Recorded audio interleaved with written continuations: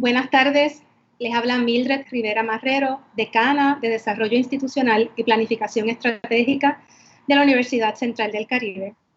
Buenas tardes, les damos la bienvenida a todos los que se han conectado con nosotros en este nuevo evento que es una parte de la serie de conversatorios que hemos desarrollado para orientar a la comunidad en general durante esta pandemia del COVID. Hoy celebramos el Día Mundial del Corazón y hemos entrado en una alianza con el Centro Cardiovascular de Puerto Rico y del Caribe para tener esta conversación sobre el impacto del COVID-19 en la salud cardiovascular. Le doy las gracias a la señora Lilian Camacho, directora de comunicaciones del Centro Cardiovascular, quien aceptó la invitación y nos ayudó en la organización del evento. Así que, sin más, vamos a comenzar. Vamos a dejar a la presidenta de la universidad, doctora Gualesca Crespo, para que tenga un saludo. Buenas tardes. Muy buenas tardes a todos y gracias por acompañarnos en el día de hoy. Las enfermedades del corazón son la primera causa de muerte en Puerto Rico y ahora el COVID-19 presenta un nuevo reto, ya que dicho coronavirus puede disminuir la función del corazón o provocar una alteración en el ritmo cardíaco. De ahí que las personas con enfermedades cardiovasculares tengan mayores riesgos frente al COVID-19 que otras personas que también puedan sufrir complicaciones cardíacas. De hecho, muchas de las muertes ocurridas en esta pandemia están relacionadas con las complicaciones cardiovasculares provocadas por el coronavirus. Esto añade otro factor de riesgo a la población de Puerto Rico, porque como mencioné, nuestras estadísticas vitales establecen que las enfermedades coronarias son la causa número 1 de muertes en Puerto Rico. Así que una situación más por la cual debemos cuidarnos y estar muy atentos a seguir las recomendaciones que nos están dando todos los salubristas y los médicos para cuidarnos. Por la importancia de este tema, hoy dedicamos nuestro conversatorio al mismo y agradezco al doctor Luis Molinari, al doctor Juan Carlos Sotomontes y al señor Albert Villanueva por aceptar la invitación a participar con nosotros en esta importante actividad. Gracias a nombre de toda la comunidad de la Universidad Central del Caribe y en el mío propio, y espero que disfruten mucho el conversatorio de esta tarde. Muchas gracias, doctora. Bueno, hoy es un día muy especial. Tenemos con nosotros a 3 personas, tenemos 2 expertos en el área de la salud cardiovascular y tenemos una persona que nos va a dar su testimonio. Vamos a comenzar por presentarlos. El doctor Luis Molinari, que es cardiólogo, es facultativo de nuestra universidad, expresidente de la Sociedad Puertorriqueña de Cardiología, médico de la selección masculina adulta de baloncesto y miembro que ha estado dando y educando durante esta pandemia del coronavirus, como parte de lo que ha distinguido al doctor Molinari como un rol educativo en la comunidad y a nivel público. Así que muchas gracias por aceptar nuestra invitación, Molinari, por estar con nosotros esta noche. Gracias, Mildred. Buenas noches para ti, para el señor Villanueva, para la doctora Crespo. Un placer estar nuevamente aquí con ustedes y con toda la gente que nos escucha hoy, tratando de seguir aportar nuestro granito de arena en la educación con la enfermedad cardiovascular y hoy específicamente más relacionado a lo que es el COVID y la enfermedad cardiovascular. Muchas gracias. También tenemos con nosotros al doctor Juan Carlos Sotomontes, quien es director médico de del Centro Cardiovascular de Puerto Rico y del Caribe. El doctor Juan Carlos Sotomontes estudió en Colombia, estudió medicina en Colombia, luego fue a la Universidad de Florida a hacer una especialidad en medicina interna y luego hizo otra especialidad o subespecialidad en electrofisiología cardíaca. El doctor Sotomonte ha participado de diversas investigaciones, ha publicado artículos, ha publicado capítulos de libros y es uno de los expertos, ¿verdad?, que tenemos en Puerto Rico en esta rama, así que muchísimas gracias también a él por aceptar nuestra invitación en la noche de hoy. Está por ahí conectándose con nosotros en breve. Aló. ¿Está por ahí, doctor? Sí, buenas tardes a todos y gracias por la invitación. Esperamos poderle sacar provecho a esta actividad educativa desde aquí, desde el Centro Cardiovascular. Muchas gracias por aceptar. Y también tenemos con nosotros a Albert Villanueva, quien se contagió con coronavirus y tuvo que ser hospitalizado, al igual que su esposa. Albert está con nosotros para compartir sus experiencias. Estuvo en intensivo, se recuperó, pero tuvo una afección cardíaca, al igual que su esposa. Así que hoy nos viene a contar un poco de qué es lo que le ocurrió para que otros conozcamos de esta otra parte del coronavirus que no se ha hablado tanto, pero que sí impacta tanto a los pacientes. Así que buenas noches, Albert. Vamos a comenzar contigo. Cuéntanos un poco cómo fue que te contagiaste y, ¿verdad?, cuál fue el desarrollo de la enfermedad. Buenas noches, Albert.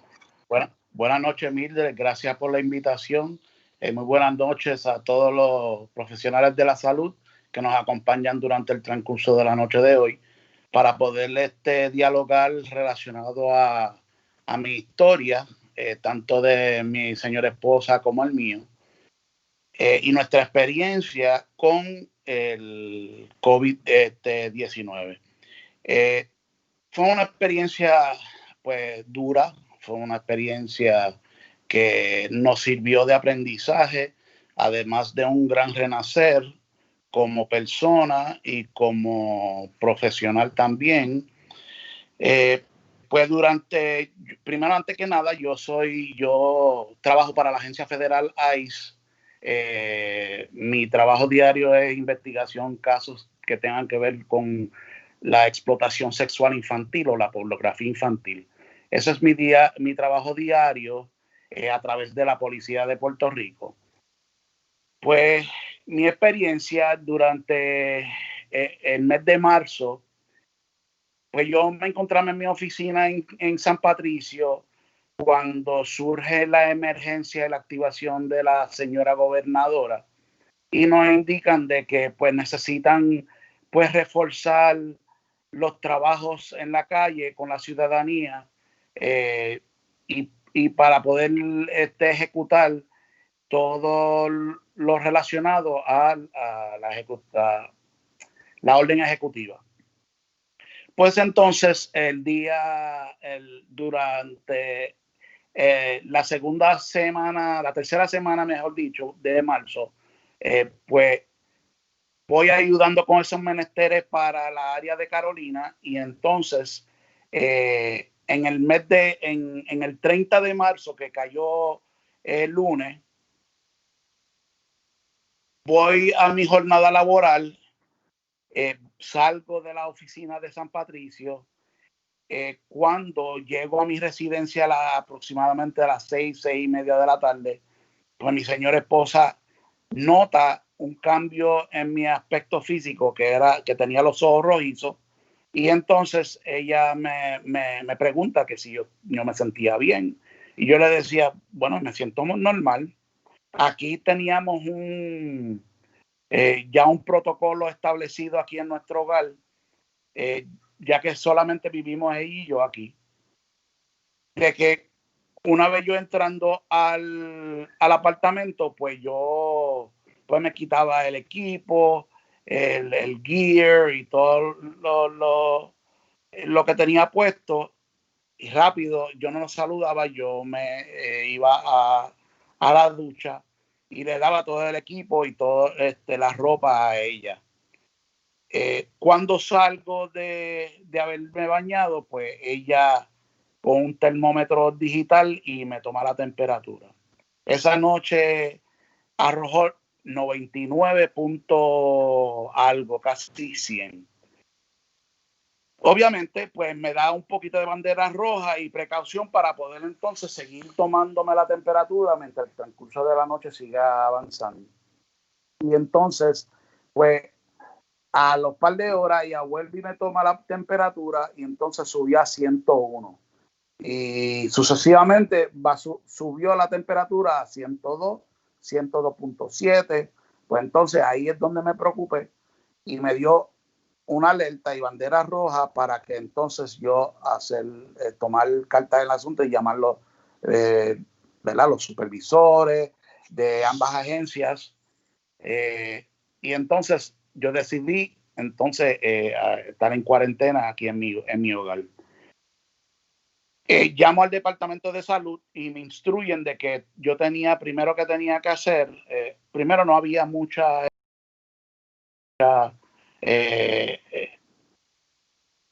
orientaciones relacionadas al virus. Me instruyen que tenía que hacerme la prueba del microplasma y de influenza. Me comunico con mi médico de cabecera. Él me da las órdenes médicas y me hago las pruebas el día 1 de abril. Me hago la prueba de influenza y de microplasma. Esos resultados se tardaban aproximadamente un día o 2 días. Pues el viernes 3 de abril busco los resultados y ahí es donde arrojo negativo a esas pruebas. Ese mismo día, mientras tanto, mi esposa ya empezó a tener síntomas de vómitos y diarrea. Yo tenía algunos episodios de vómitos y diarrea y dolor de cabeza. El viernes busco los resultados y se los doy a mi médico y entonces él me da las órdenes médicas para hacerme la prueba del coronavirus. Voy al laboratorio porque para ese entonces era lo que ahora se llama la prueba serológico. Era lo que le dicen el rapid test. Fui al laboratorio que queda en Caparra, en la carretera número 2, que es el laboratorio profesional, y me hacen el laboratorio que es serológico. No me hicieron la molecular. Cuando en media hora me llega por vía email, me llegan los resultados, arroja un resultado negativo, que luego resultó ser un falso negativo, porque esa noche, ese viernes 3 de abril, durante el transcurso de la tarde y la noche, pues los síntomas siguieron empeorando tanto a mi señora esposa como a mí. Los síntomas fueron fuerte dolor de cabeza, pero yo diría más que una migraña, vómitos y diarrea, varios episodios, mucho calofrío, fuerte dolor corporal. Eso fue entre el viernes 3 de abril a aproximadamente el sábado 4 de abril. Durante el transcurso de la noche yo traté de mantenerme hidratado.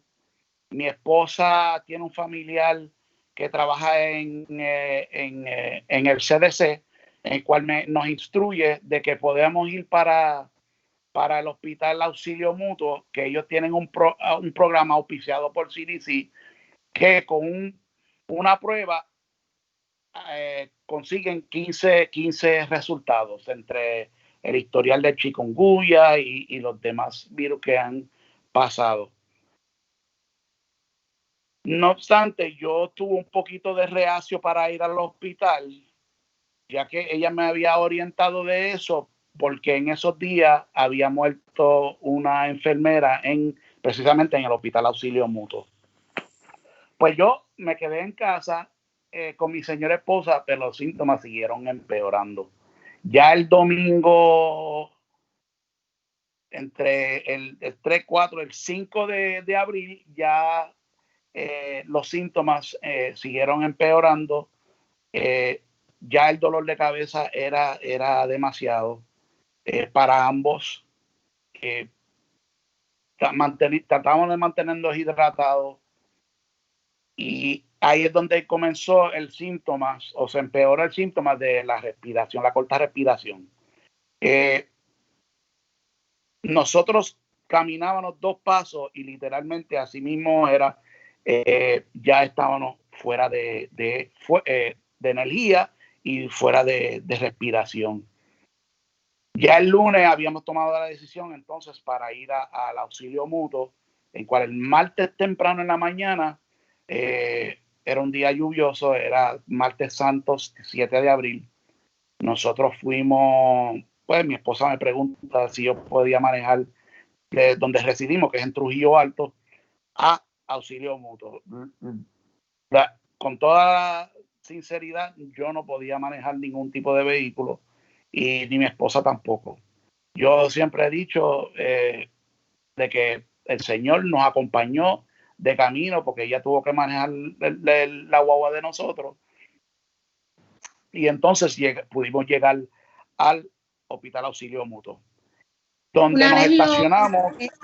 Una vez los internan en el hospital, ¿cuál fue el cuadro que se desarrolló para ambos? Una vez que nosotros llegamos al estacionamiento, era relativamente cerca de la sala de emergencia, de la puerta. Nos tardamos aproximadamente 15 minutos en poder caminar desde el vehículo hacia la entrada de la sala de emergencia. Inmediatamente nos separan. A mi esposa lo llevan para una carpa y a mí me llevan para la sala de tratamiento de la sala de emergencia del Hospital de Auxilio Mutuo.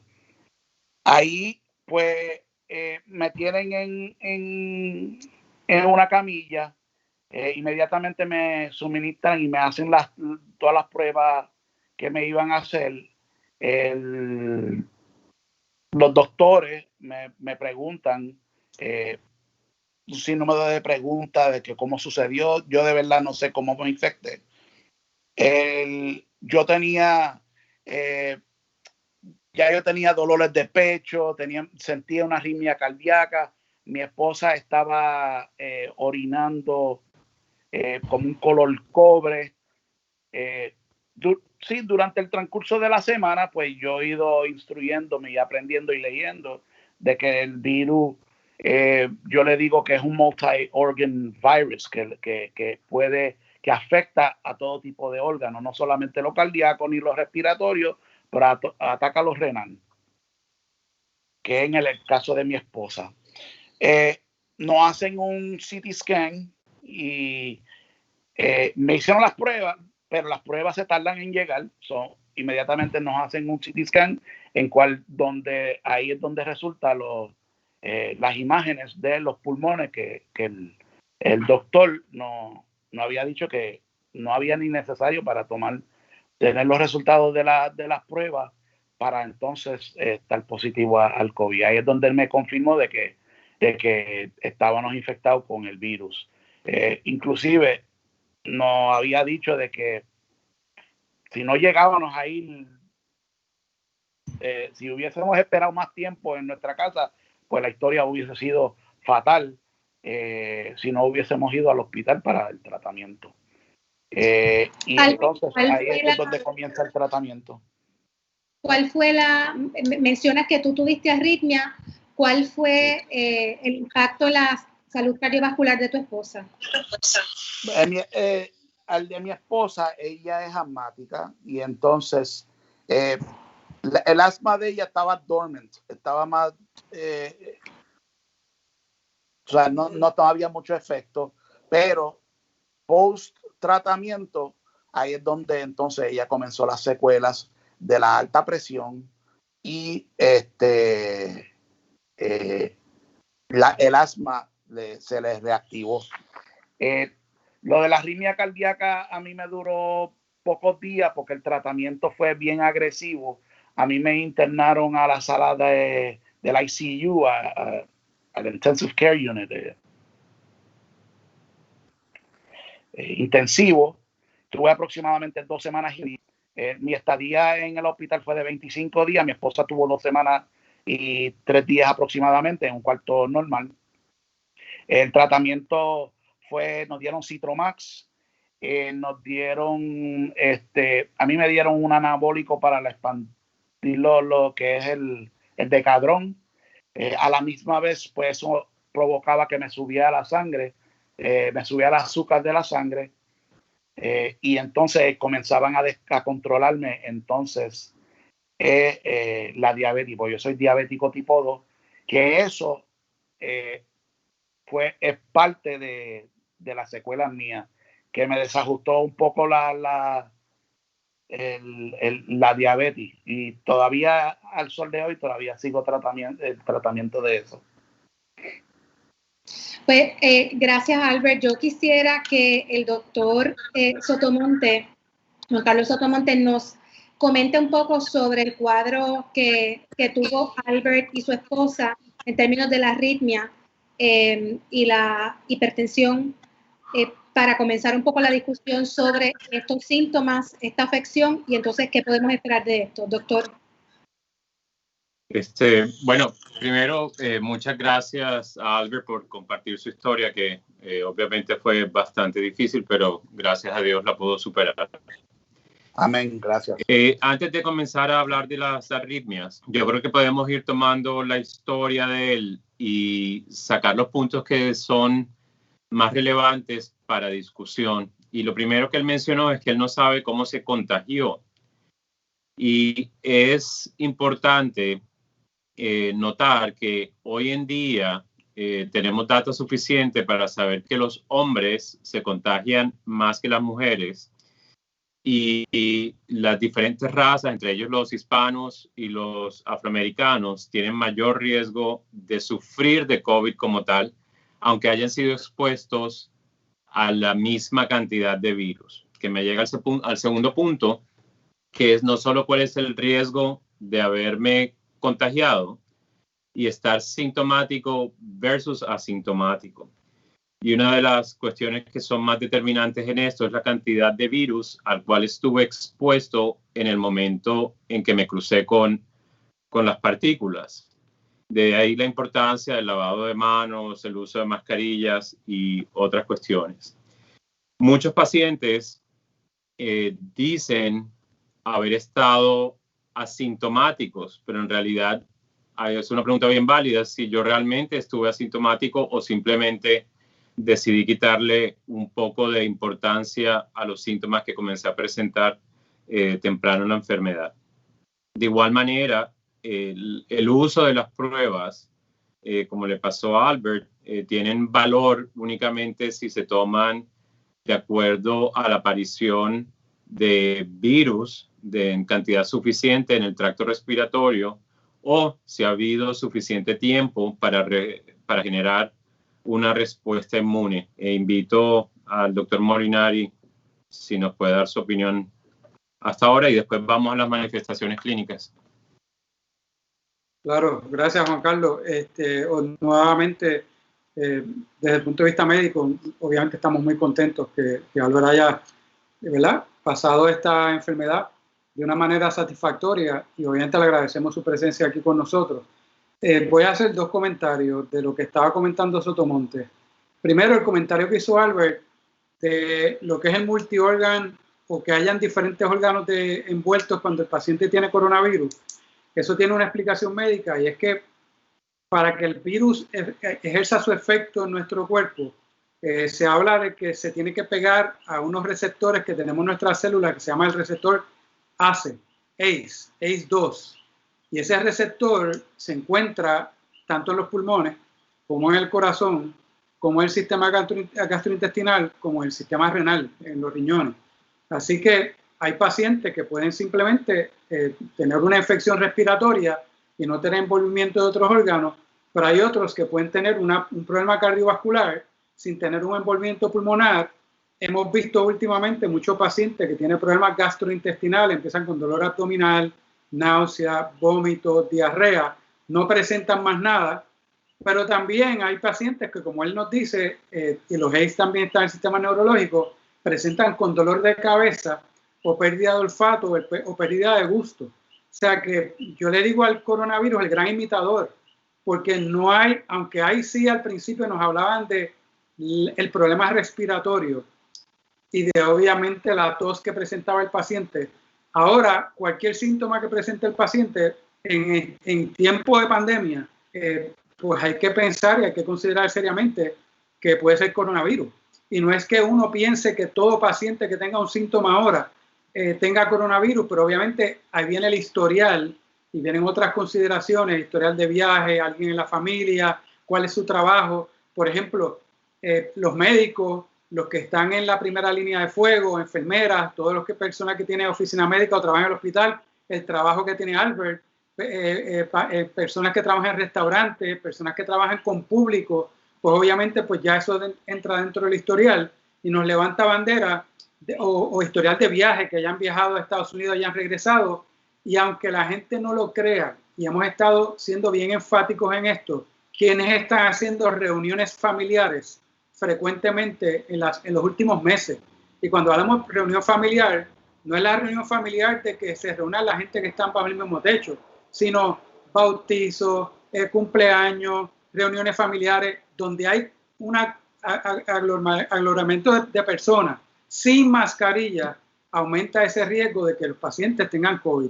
Así que lo de multi-organ failure, pues es bien importante saber que cualquier órgano puede estar afectado por el coronavirus. Y ahorita podemos entrar más a fondo lo del problema cardiovascular. Pero lo otro que mencionó Juan Carlos, que es la cantidad de virus que usted recibe, que se puede variar de algo bien pequeño, de un paciente, por ejemplo, que realmente no tiene una carga viral tan grande, que fue el que realmente donde usted cogió el virus. Lo que se ha descrito últimamente, que va en la misma línea de pensamiento que mencionó Juan Carlos Sotomonte, el doctor Sotomonte, es que ahora se describe que el que usa la mascarilla, por tener la mascarilla, esa inoculación, ese load viral que recibe ese paciente es menor, por lo que obviamente muchos de los pacientes que usan mascarilla, que tienen la mascarilla puesta todo el tiempo, ese load viral, al ser menor, puede ser que tú tengas un cuadro menos sintomático y menos severo y le da tiempo a tu sistema inmune de montar esa defensa adecuada, que tener un load viral, una carga viral fuerte de cantazo. Y por eso es que ahora últimamente, y eso salió publicado hace unas semanas atrás, vuelve a hacer énfasis en que el uso de la mascarilla no solamente nos podría proteger de tener la infección, sino nos podría proteger de lo que mencionó el doctor Sotomonte, ese load, de esa carga viral que recibimos, porque obviamente al tener la mascarilla, pues ese load, esa carga viral es mucho menor. Así que tomo ese punto para volver a recalcar la importancia del uso de las mascarillas, pero a la misma vez, lo que nosotros estábamos hablando en COSACO el otro día, ponte la mascarilla por ti y con los tuyos, es que si usted va a recibir alguna visita o alguna reunión familiar, mi recomendación, y ya voy a dar la primera recomendación de la noche, es que mientras no sea la gente que vive bajo su propio techo, se use la mascarilla, aunque sean sus familiares, principalmente en esas fiestas, en esas reuniones privadas que estamos haciendo en nuestras residencias o en algunos sitios públicos donde se está reuniendo familia para celebrar alguna ocasión, usar la mascarilla, por las razones que estábamos hablando ahora. Podemos obviamente seguir hablando y obviamente hablando de este tema más adelante, pero yo creo que esas serían mis primeras recomendaciones de la noche de hoy. Estoy totalmente de acuerdo con lo que usted me dijo. Perdona. Disculpa, yo también quiero hacer la salvedad de que ya yo me he hecho aproximadamente 13 pruebas y ya yo tengo desarrollado, primero desarrollé el IgM y ahora tengo desarrollado el IgG, al igual que mi esposa, que por lo menos de ese lado pues nos alivia, porque pues ya desarrollamos los antibodies. Y tuvimos dificultad también de tragar. Yo tenía pues la lengua y la garganta bien irritado, que me imposibilitaba a ingerir alimentos.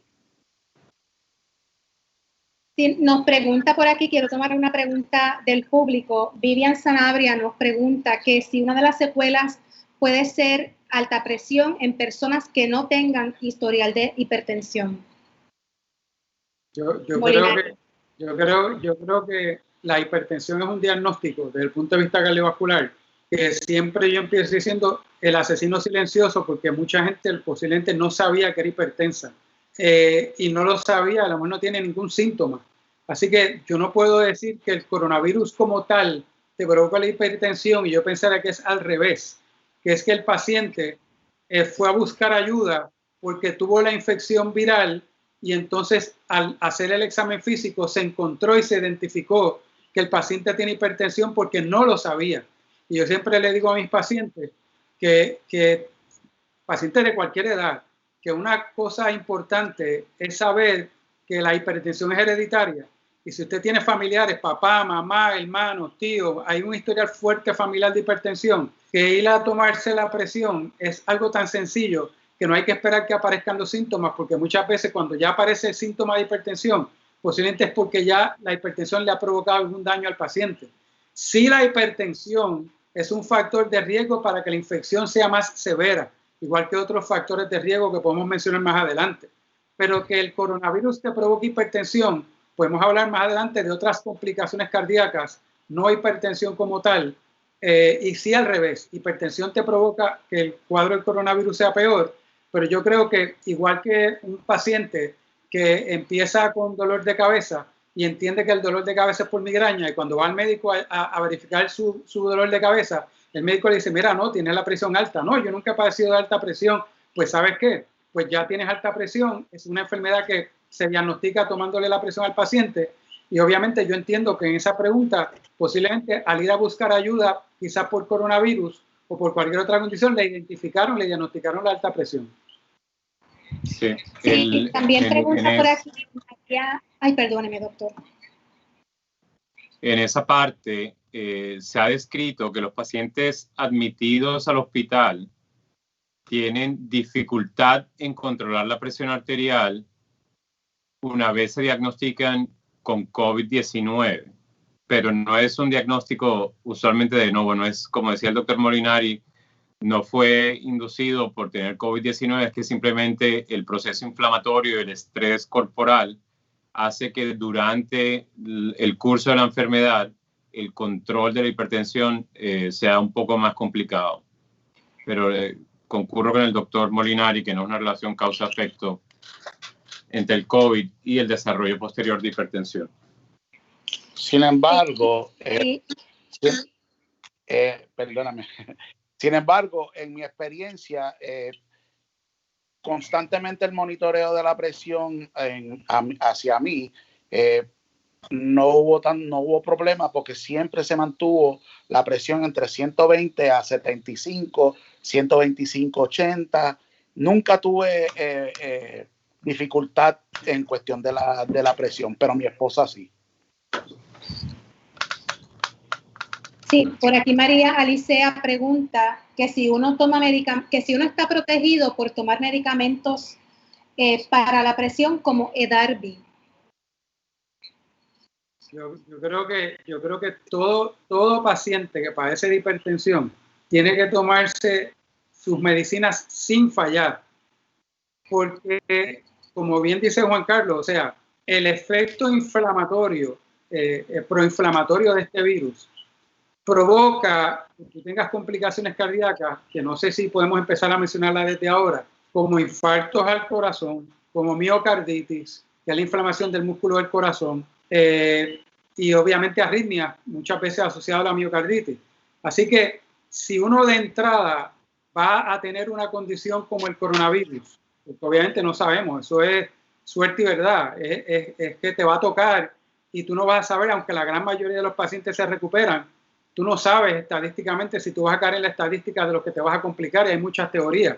Este virus todavía sigue apareciendo cosas nuevas en la literatura y todos los días nos sorprende más. Pues tú entrar a una fase inflamatoria de un virus como este, con la presión descontrolada, eso es sumamente peligroso. Igual que llegar descontrolado de diabetes, igual que llegar descontrolado de otras condiciones médicas. Así que por eso es que la recomendación es que usted tiene que estar controlado de todas y cada una de sus condiciones, por lo cual hemos sido enfáticos de que usted vaya a sus citas médicas, de que usted si se siente mal vaya al hospital, para controlar sus condiciones crónicas. No vaya a ser que la condición crónica sea la que le empeore el problema del coronavirus. Y relacionado a esa pregunta, se habló al principio muchas veces que había medicamentos para la presión como los ACE inhibitors o los ARBs, que son lo que terminan en pril, en alapril, lisinopril, etcétera, etcétera, lo que termina en sartán, losartán, iversartán, que esos medicamentos al principio de la pandemia y que el que se los tomaba tenían más riesgo de complicarse con coronavirus. Después se encontró que era lo contrario, que incluso pueden ser hasta protectores de la enfermedad para que no se complicara más el paciente. Así que respuesta a esa pregunta, tiene que tomarse sus medicamentos para todas las condiciones médicas y más aún los medicamentos para la presión, incluyendo los que al principio nos metieron miedo a los pacientes de que supuestamente empeoraba más el paciente. Sí, doctor, me parece que podemos comenzar a explicar un poco cuáles son las otras afecciones cardíacas que se han presentado para pacientes de COVID y por qué razón ocurre. Bueno, una parte que el doctor Molinari comenzó a mencionar es primero cuáles son los factores de riesgos para que un paciente desarrolle enfermedad severa por COVID-19, que básicamente la severidad de la enfermedad en términos clínicos se determina por el porciento de oxigenación en la sangre, o lo que se conoce como la saturación. Hay una relación directa entre desaturación y severidad de la enfermedad por COVID-19. Desde el punto de vista general, ya habíamos mencionado la edad, por arriba de 60 años, particularmente por arriba de 75 años, diabetes, hipertensión y enfermedad cardiovascular, bien sea aterosclerótica, es decir, los que han sufrido de infartos del corazón o tienen mallitas puestas en el corazón, o pacientes que sufren de fallo cardíaco congestivo, bien sea porque el corazón está un poco recrecido y es rígido, o porque tiene el corazón débil a consecuencia de otras condiciones como la hipertensión o infartos previos que tienen lo que se conoce como fallo congestivo sistólico. La combinación de estos factores le provee al paciente que se infecta por COVID-19 y se vuelve sintomático 6 veces mayor de riesgo de admitirse al hospital versus una persona que no tiene ninguno de estos factores de riesgo, y le provee 12 veces mayor el riesgo de mortalidad.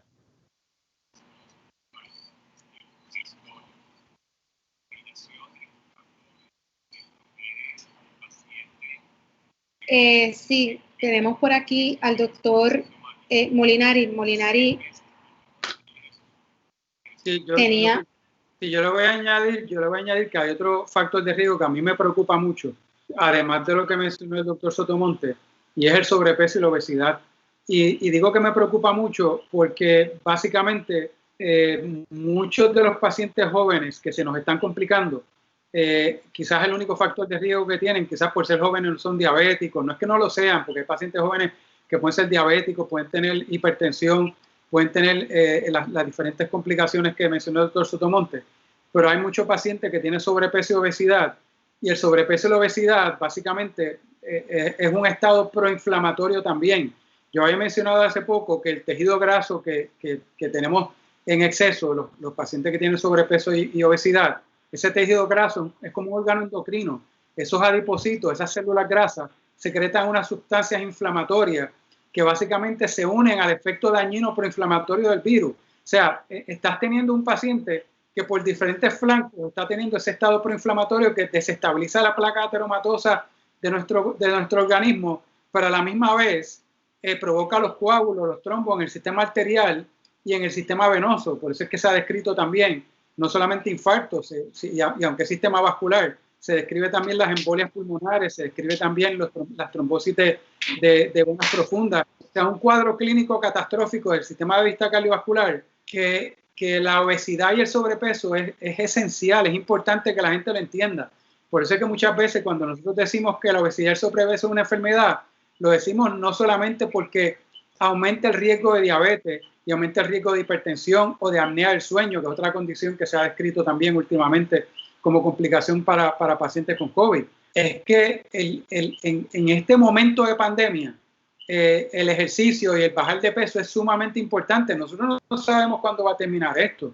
Lo de la vacuna lo vemos en un horizonte, pero no sabemos cómo va a terminar. Así que a mis pacientes que tienen sobrepeso y obesidad, yo he sido bien enfático. Si llevaba años diciéndole que tenían que bajar de peso, ahora con más razón le doy la recomendación doble de que el sobrepeso y la obesidad definitivamente aumenta el riesgo de estos pacientes a complicarse con coronavirus.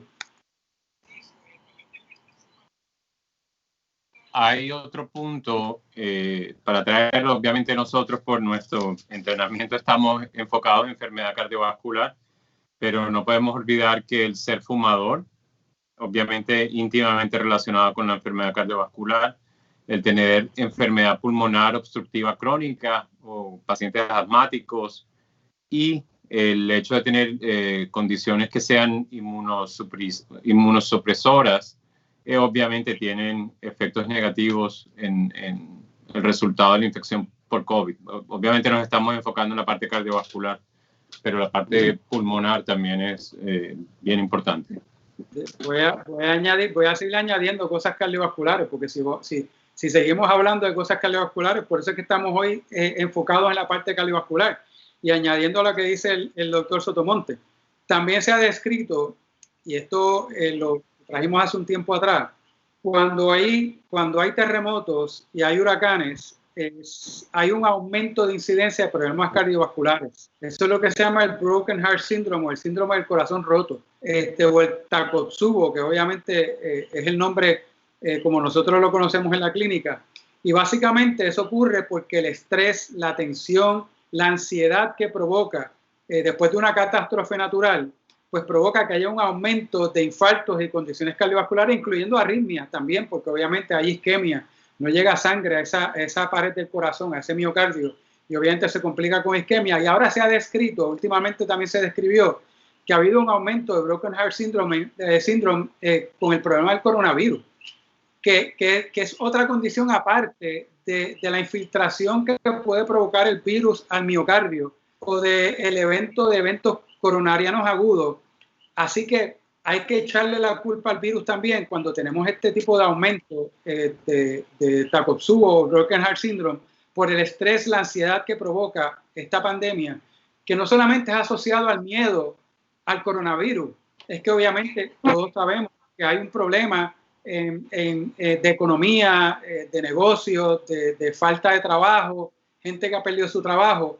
Y quiero mencionar que es bien importante, y por eso hemos estado añadiendo los especialistas de verdad, psiquiatras, psicólogos, a lo que es el team o el grupo de expertos o profesionales de la salud que están manejando a estos pacientes, porque básicamente el estado inflamatorio que también provoca la depresión, la ansiedad y los ataques de pánico también se han visto asociados con enfermedad cardiovascular.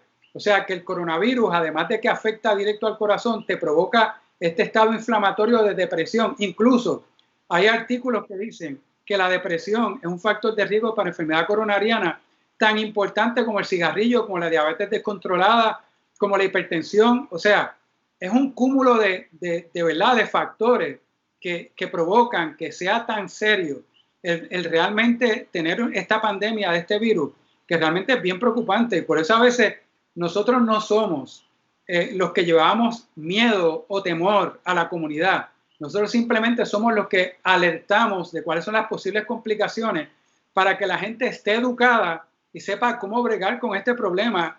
Y no lo hacemos en el sentido de que todo el mundo coja miedo y ahora está el doctor Sotomonte y el doctor Molinari metiéndonos miedo. No, es que lo que estamos diciendo aquí está descrito. O sea, ya hay pacientes. Aquí tenemos un paciente que nos dio su historia de cómo fue que le pasó. Lo que pasa es que en la medicina, si la gente no le entiende, yo siempre digo que la prevención es la mejor medicina.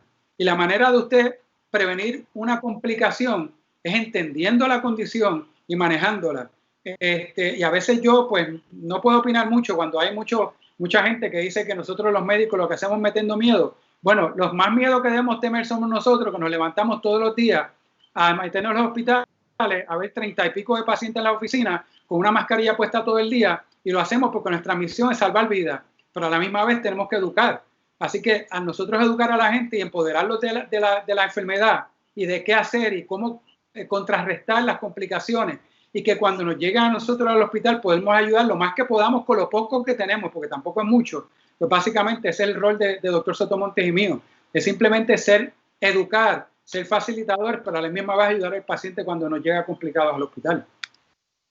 Doctor, hay personas que han preguntado hay personas que han preguntado dos términos que mencionó, que quizás para que se los explique. Uno es el broken heart y el otro es infarto inflamatorio metabólico, que por favor le explique qué es.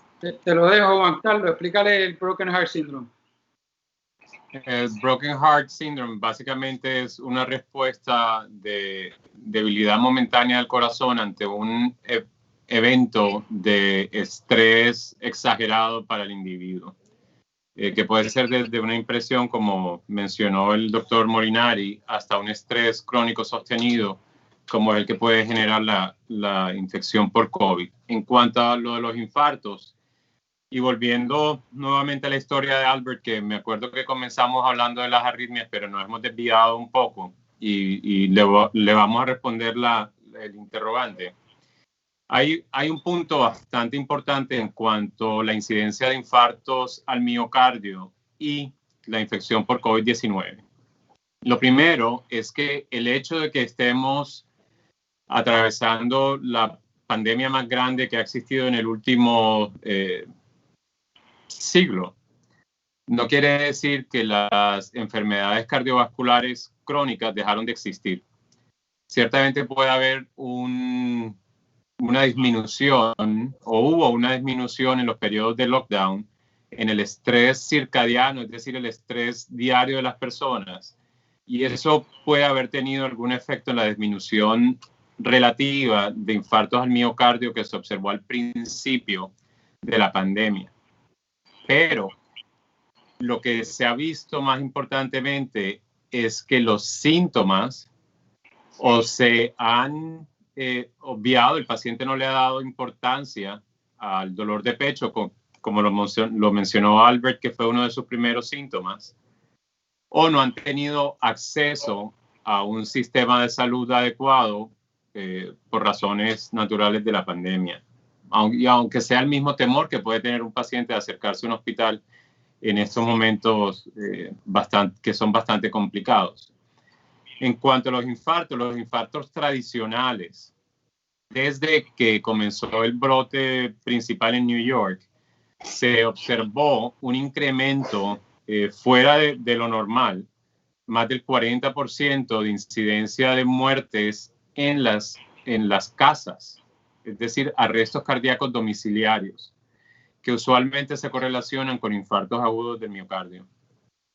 De otra parte, los pacientes que se admiten al hospital tienen una mortalidad mayor y hay mayor incidencia de fallo cardíaco congestivo en estos infartos comparado con el mismo periodo en el año inmediatamente precedente.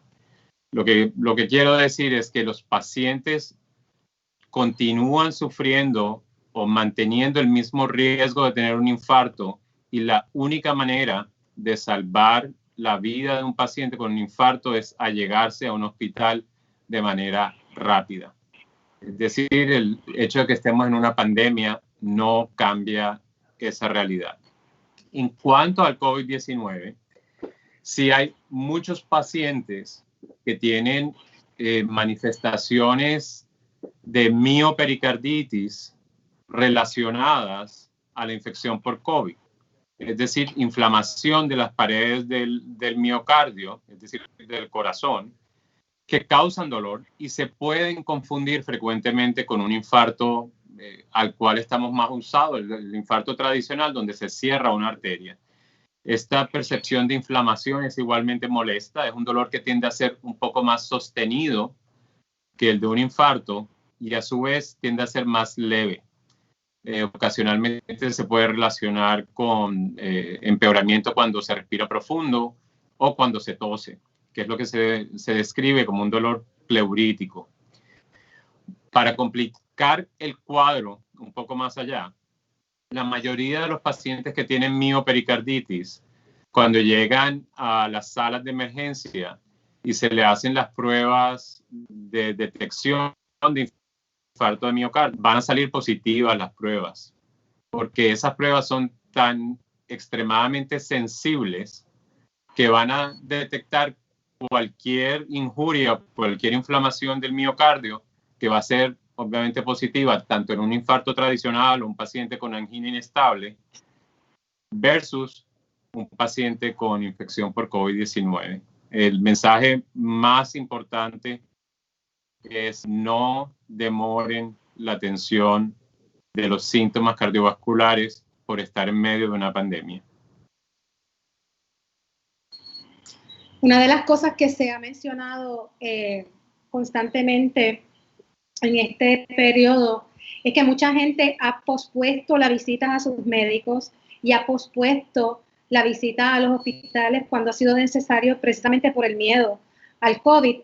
Pero entonces el efecto ha sido que cuando llegan muy deteriorados, con enfermedades crónicas que padecen u otras afecciones, precisamente por no llegar a tiempo, ¿verdad? Así que un poco el mensaje que ustedes están dando es que vayan al médico, vayan a los hospitales, a las instituciones de servicios de salud.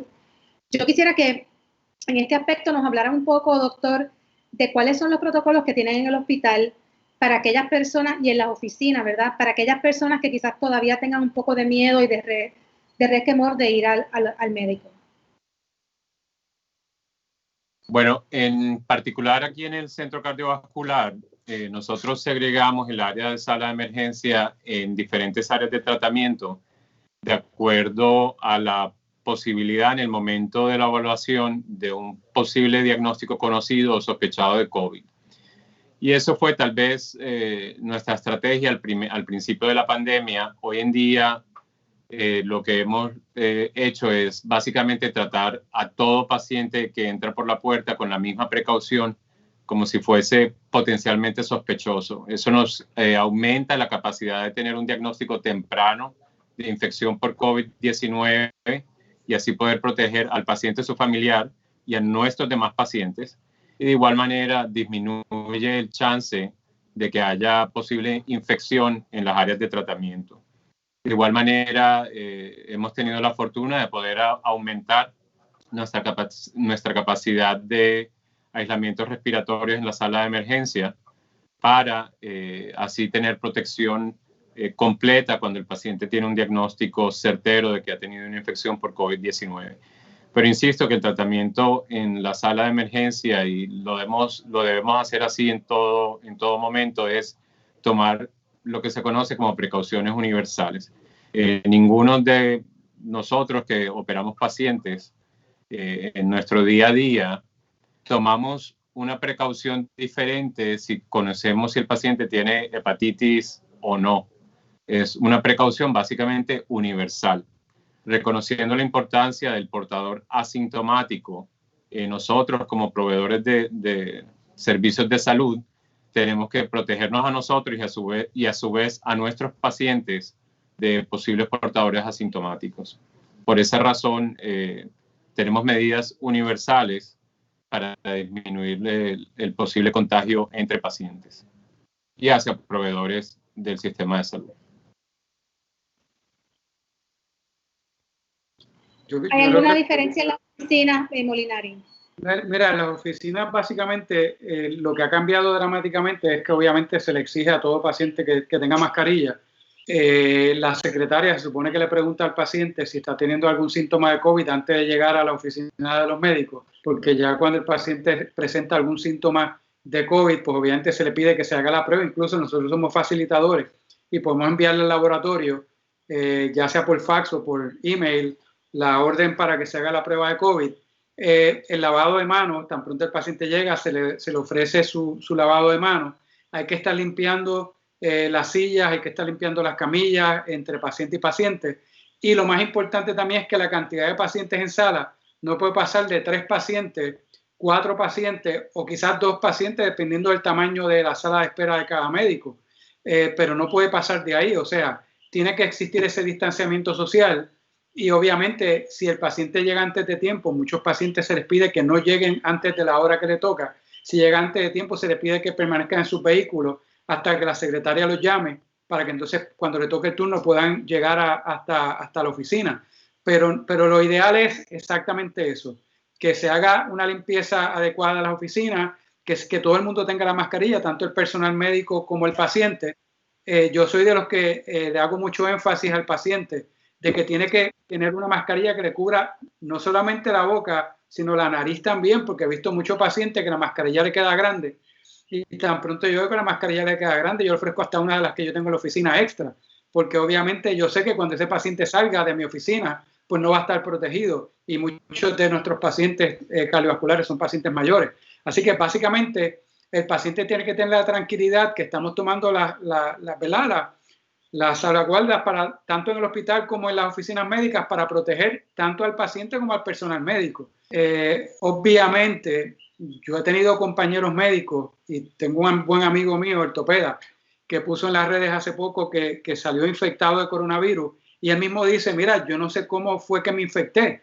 No solamente nos infectamos en las oficinas médicas, nos podemos infectar en la farmacia, en el supermercado, como dije, en una reunión familiar. O sea, el coronavirus está allá afuera en cualquier sitio. Así que puede ser que la infección usted no la cogió en el hospital o no la cogió en la oficina médica, pero de la misma manera usted sale a hacer diferentes cosas en su diario vivir.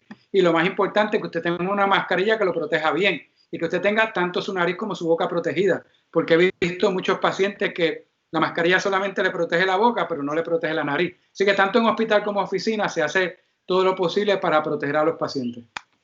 Una cuestión importante, y eso es algo que cada institución tiene que tomar la decisión si le es posible o no, pero por ejemplo nosotros en el centro, desde el comienzo de la pandemia, tomamos la decisión, que obviamente tiene unas consecuencias importantes a nivel administrativo, de convertir todas nuestras habitaciones a habitaciones privadas, para no tener circunstancias donde un paciente tiene que compartir su estadía con una persona al lado que realmente no conoce cuál es su estatus. Hasta el momento hemos podido mantenerlo así. De igual manera hemos hecho, sin importar los síntomas del paciente, pruebas universales de PCR para todo paciente que se admite al hospital o que viene a realizarse un procedimiento de manera electiva. Eso obviamente no quiere decir que el tener o no tener una prueba debe limitar el acceso del paciente al servicio. Cualquier paciente que tenga una necesidad de recibir un servicio cardiovascular se va a atender, y si necesita una prueba se le proveerá en la institución, pero si no la tiene, de todas maneras no se le va a negar un servicio cardiovascular requerido. Sí, por aquí tengo una pregunta, vamos a tomarla. Evelyn Ruiz nos pregunta que si un paciente que padece fallo cardíaco, la presión debe ser 110/70 y que si es más alta ya es presión alta. Pregunta que si es presión alta. Eso es bien individual con cada paciente.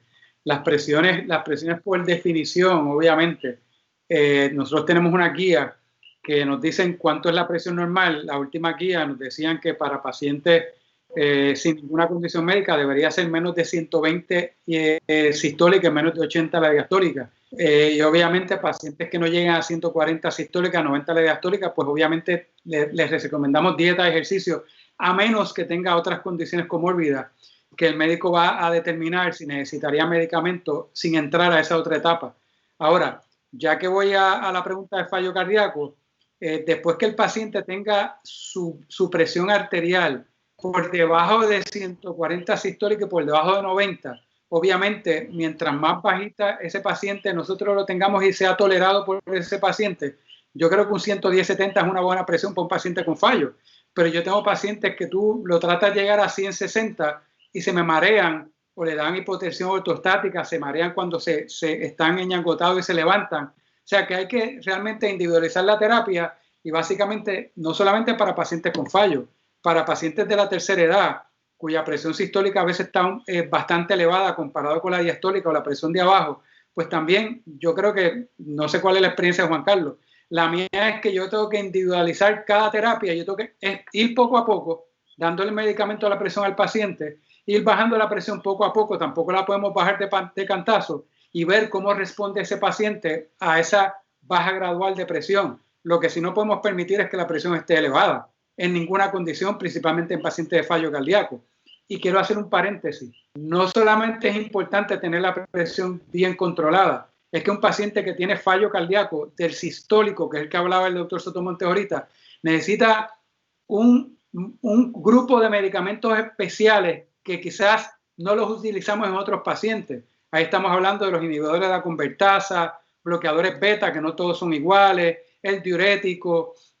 O sea, hay que saber también utilizar qué medicamentos vamos a utilizar en esos pacientes con fallos históricos, porque posiblemente esos pacientes van a utilizar otras medicinas que quizás otro paciente con hipertensión no va a utilizar, aunque quizás haya medicamentos que se parezcan. O sea que yo de verdad le diría que hay que individualizar cada paciente. Cada paciente es un mundo y cada paciente responde diferente a los medicamentos. Hay pacientes que desarrollan efectos secundarios en unas medicinas que yo sé que las necesito, tengo que buscar otras alternativas.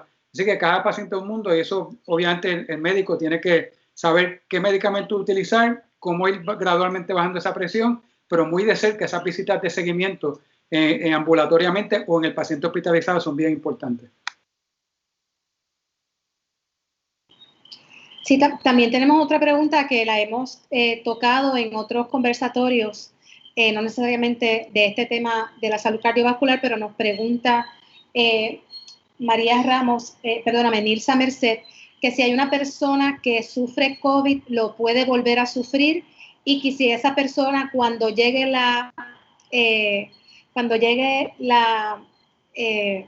vacuna, me río porque el doctor se está riendo, cuando llegue la vacuna, debe ponérsela. Esa realmente es la pregunta del millón.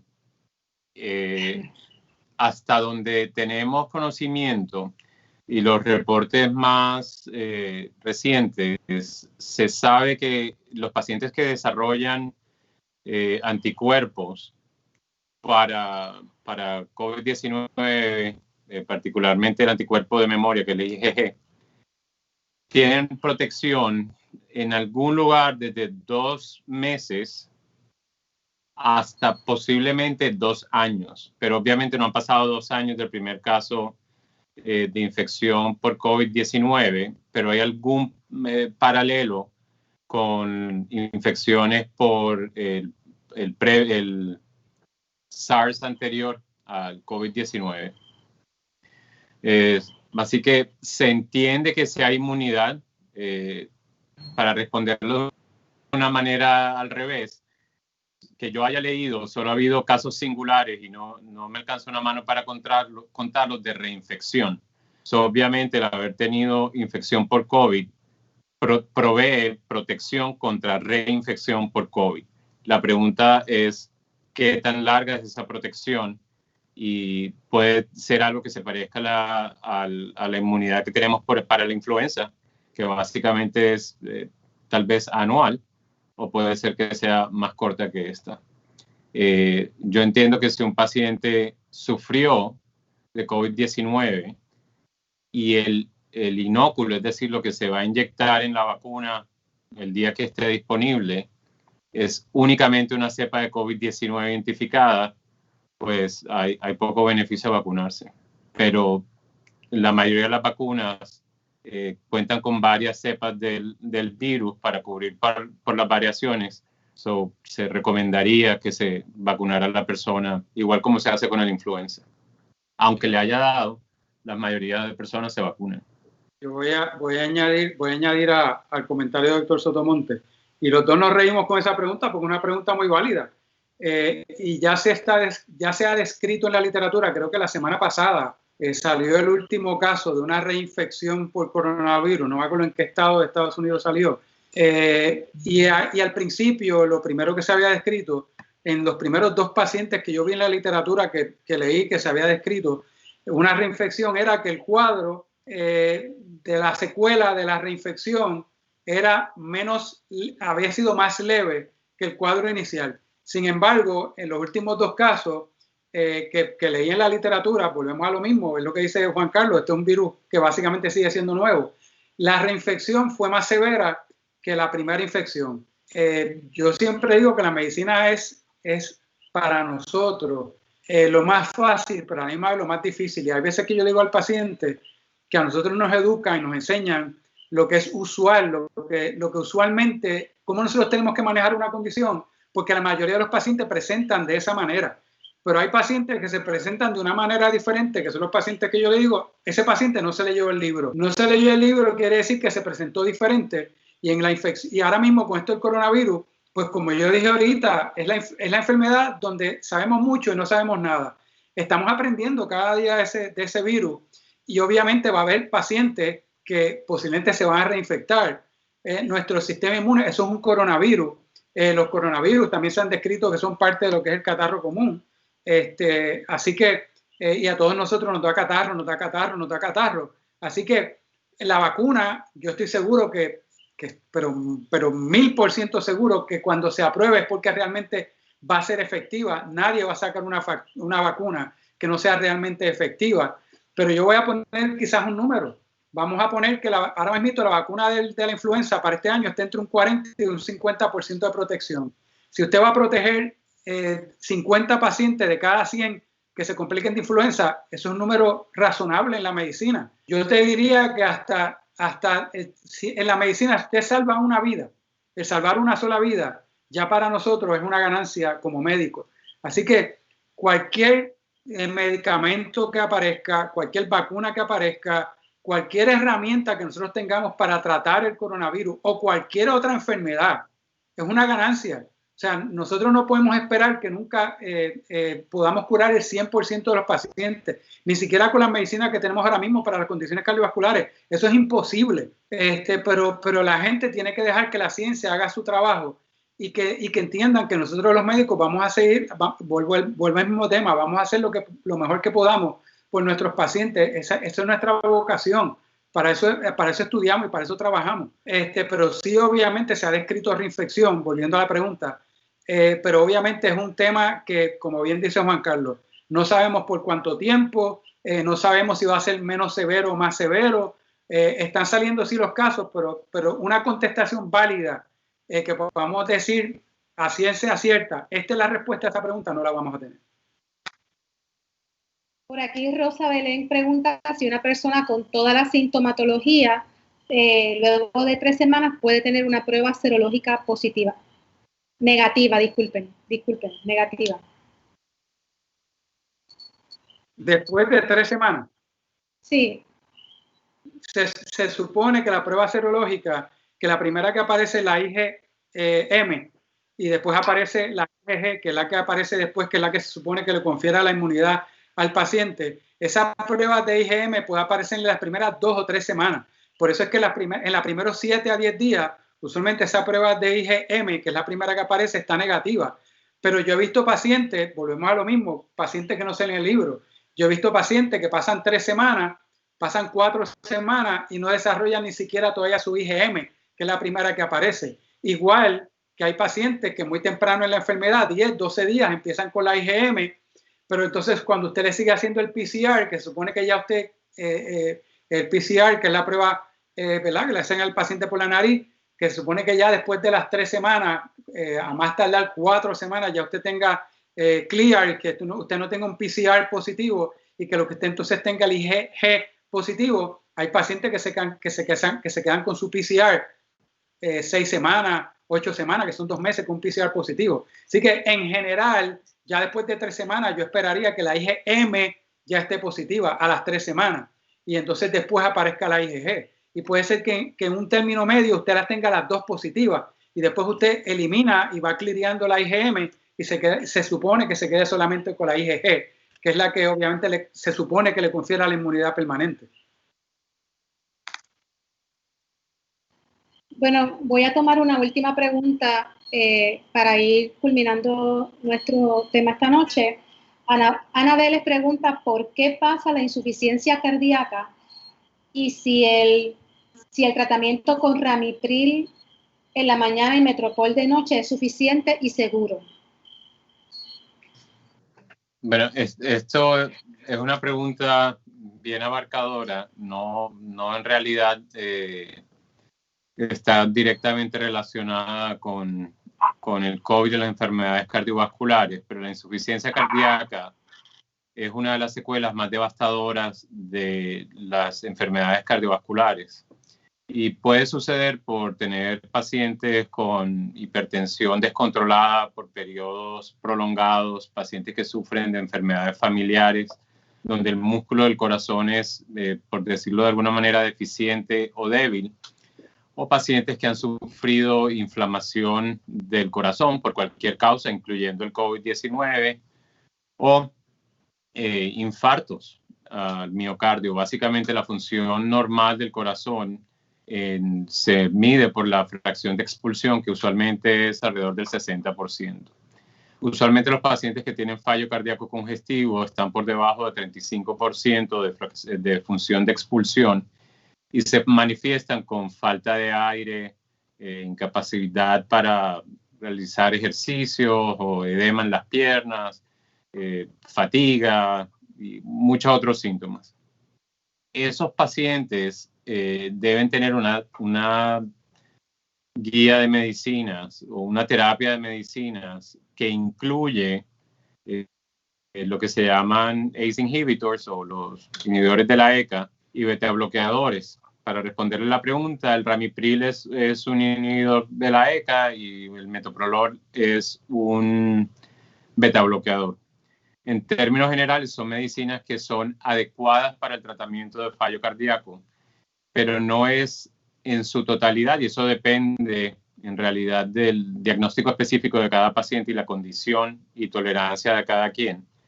La terapia adecuada de estos pacientes incluye el uso de diuréticos, incluye el uso de otra medicina que se llama espironolactona, inhibidores de la ECA y beta blockers.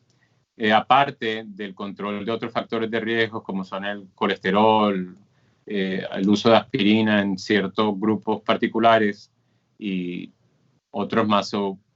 Para responder la pregunta, sin saber exactamente qué tipo de cardiopatía tiene el paciente, qué dosis tiene, qué tipo de metoprolol está utilizando, yo diría que no es suficiente solo esas dos medicinas para un paciente con fallo congestivo. Estoy seguro que el doctor Molinari va a complementar ampliamente.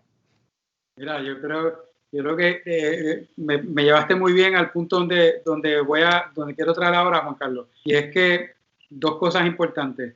La primera era lo que estábamos hablando del cóctel de pacientes que tienen fallo cardíaco sistólico, y obviamente con esas dos nada más, pues a veces puede ser que nos quedemos cortos. Y a veces ese paciente necesita 3, 4 y hasta 5 medicamentos, a veces solamente para la condición del fallo cardíaco, pero la respuesta es increíble. O sea, pacientes que no podían caminar, dar 3 pasos, son pacientes que se pueden reintegrar a sus labores de trabajo, después que no sea un trabajo que requiera mucho esfuerzo físico. Pero quería hacer un paréntesis. No, como mencioné ahorita, no todos los beta blockers sirven para fallo cardíaco congestivo. Y cuando hablamos de metoprolol, hay 2 metoprolol, yo le digo lo que es el nombre y el apellido. Hay metoprolol tartrato y metoprolol succinato, que eso el paciente lo mira en la etiqueta ¿verdad? Que le dan en la farmacia. Y el metoprolol succinato es el que tiene la indicación para fallo cardíaco congestivo. El metoprolol tartrato no es el que se debe utilizar, que es el lopressor. El toprol es el que se debe utilizar y es el que tiene la indicación para fallo cardíaco sistólico, igual que el carvedilol, que es el otro beta blocker. Y el bisoprolol es otro, pero obviamente eso se lo damos al médico. Así que no todos los beta blockers funcionan para el paciente con fallo, pero sí los ACE inhibitors, ahí sí podemos utilizar cualquiera, porque básicamente todos son buenos. A mí no me gusta el que tiene una media vida corta, y lo tengo que decir, a mí no me gusta el captopril porque hay que usarlo 3 y 4 veces al día. El enalapril, si el paciente tiene las presiones bajitas, pues entonces sí tendría su armamentario, pero me gustan los ACE inhibitors de una sola vez al día para esos pacientes. Pero quiero virar un poquito para lo del COVID, porque ahora mismito mientras estaba el doctor Sotomontes hablando, este conversatorio que tuvimos hoy, yo creo que nos lleva a una realidad, que es que todos los días estamos escuchando cuántos pacientes se contagian de COVID y cuántos mueren. Se habla de la mortalidad, pero no se está hablando como nosotros quisiéramos que se hablara de las complicaciones que te puede dar el COVID. Hoy estamos hablando de las complicaciones cardíacas, pero pueden ser complicaciones renales, complicaciones respiratorias. Y traigo eso porque ahora mismo yo sé que hay un montón de gente que está viendo hoy la serie postemporada de las Grandes Ligas. Un buen lanzador del equipo de Boston, de los Red Sox de Boston, Eduardo Rodríguez, perdió la temporada completa porque le dio coronavirus y le dio la miocarditis, que básicamente es la inflamación del músculo del corazón que provocó que se fuera en fallo cardíaco congestivo sistólico. La bomba del corazón no podía suplir sus demandas, ¿verdad?, de su organismo, y obviamente esos pacientes tienen 2 vías: o mejoran que obviamente es el paciente que tiene una miocarditis y puede mejorar con tratamiento o con el paso del tiempo, o el paciente no mejora y muchos pacientes, que no tiene que ser necesariamente con COVID, puede estar relacionado a otros virus también. Lo que pasa es que se ha descrito que el COVID como que últimamente está más asociado a este tipo de inflamación del corazón, pero esa data no la vamos a tener clara hasta después de unos meses más adelante, cuidado si años. Pues ese jugador de pelota ayer fue que le dieron permiso por primera vez, perdió la temporada completa, para que empezara a caminar en su casa,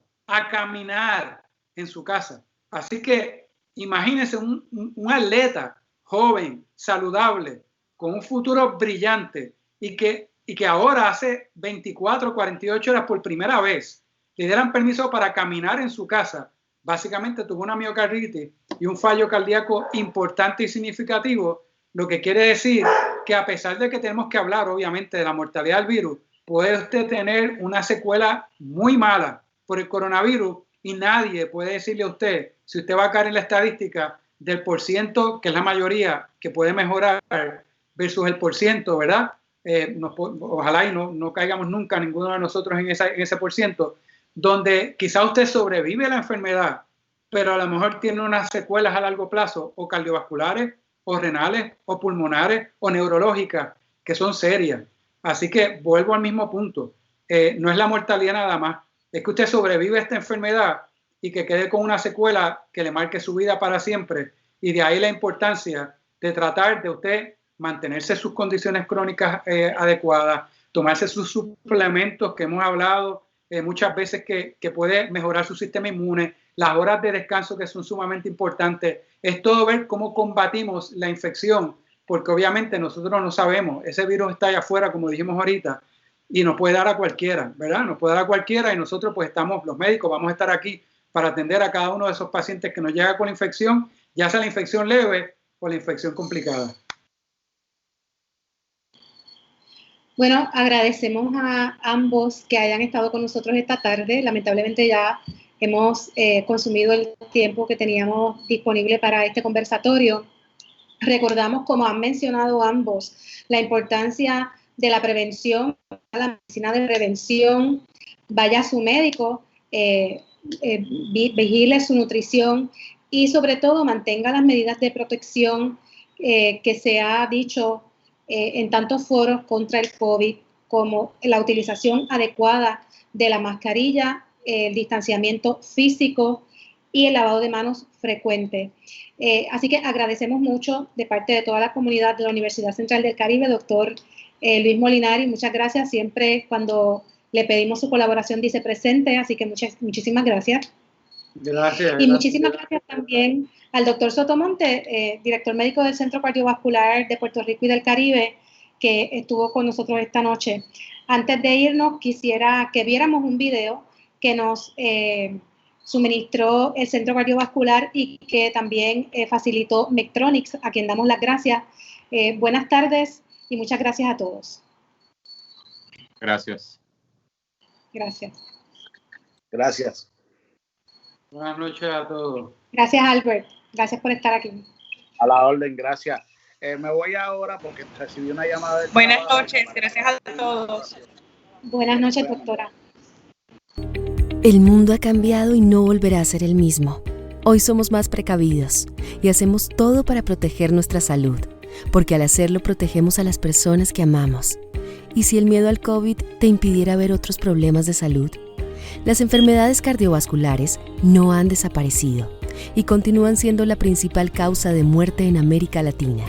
Algunos síntomas comunes de las enfermedades cardíacas incluyen dolor u opresión en el pecho, dificultad para respirar, palpitaciones, debilidad, mareos y sudores fríos. Si usted o algún ser querido experimenta estos síntomas, busque atención médica inmediata. Cuando el mundo pareciera detenerse, el cuidado de tu corazón no puede esperar. No ignores los síntomas de las enfermedades cardíacas. Confía en tu corazón.